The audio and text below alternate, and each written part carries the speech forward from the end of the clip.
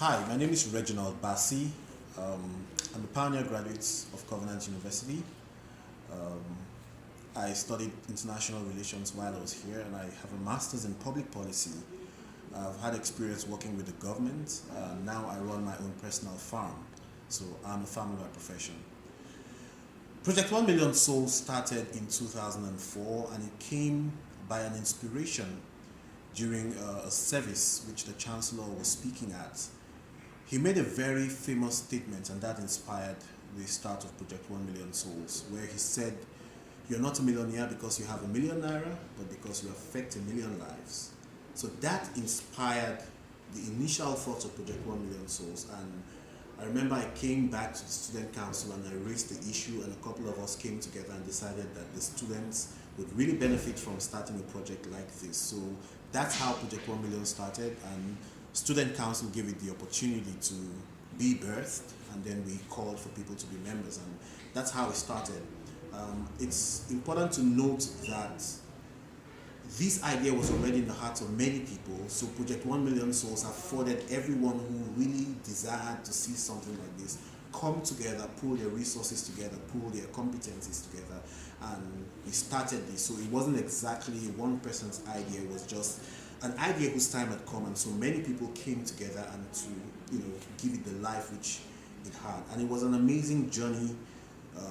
While I was here, for the things that happened, we had the orphans, the outreach to the orphans, we had the outreach to the remand home for boys and girls, we had the outreach to the prisons, we had the outreach to the old people's home. We also had the primary school outreach, although that didn't really kick off while I was here, but we had established it. And then we had the outreach to the beggars colony as well. So it was really amazing, the things that happened and the things that God accomplished through us. I remember that we had wonderful people who headed each of the units. We set up each of the units to form teams, and we gave them the independence to start their teams and own the process. And so people's creativity were unleashed, and people went around forming the teams and creating those networks that were viable enough to build solid teams. And then people just, it was amazing. The orphanage team became the largest team, and they were able to raise funds on their own easily. Every other team that was smaller, we supported them. People came from different teams and joined and raised funds. I remember a very powerful testimony which we had when we didn't have money to go on an outreach. We were going on the outreach on Saturday, but on Thursday we didn't have any money. But interestingly, God made a way by inspiring us to go to the hostels and helping people clean their shoes, wash their clothes, wash their plates, iron their dresses. And in one night we raised over 80,000 naira, which we needed 85,000 naira to go on that outreach. And we raised close to 90,000 naira that night, and we were able to go. So the amazing testimonies like this of what God did because of people's commitment and because it was an idea whose time had come. So Project 1 Million was a real blessing, and at the time I left here, we were about 500 people who were members of Project 1 Million Souls. We had people who had commitments. The Chancellor became an active member. In fact, there was a time he gave us 15 million naira worth of books, which we were able to give out to the prisons and every other sector that needed such help.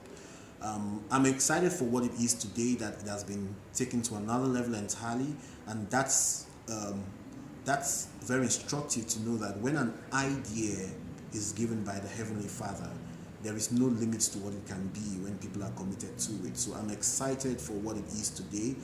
It is not tied to anybody's name. It is just a project that has taken off a life on its own, and everybody who comes finds their place and then plays their role, and then God blesses them and they move on to start great things outside of here. So I'm really excited about what it is today and what it will be. We've not seen the best of it. It will grow. Project 1 Million Souls has also inspired what the alumni is doing on the outside. It inspired the formation of a non-profit by the alumni called HOPE, H-O-P-E, helping other people excel. Most of that came from Project 1 Million Souls, and those who lead HOPE today were all leaders in Project 1 Million Souls in CU. So you can imagine what Project 1 Million Souls is already inspiring on the outside. So great things lie ahead, and we're really excited for this opportunity. So, and I wish you guys who are here in the team now, I wish you guys well, and I tell you guys, be committed. You never know what God is going to do with your lives henceforth. But as much as you are a blessing, God will also bless you greatly.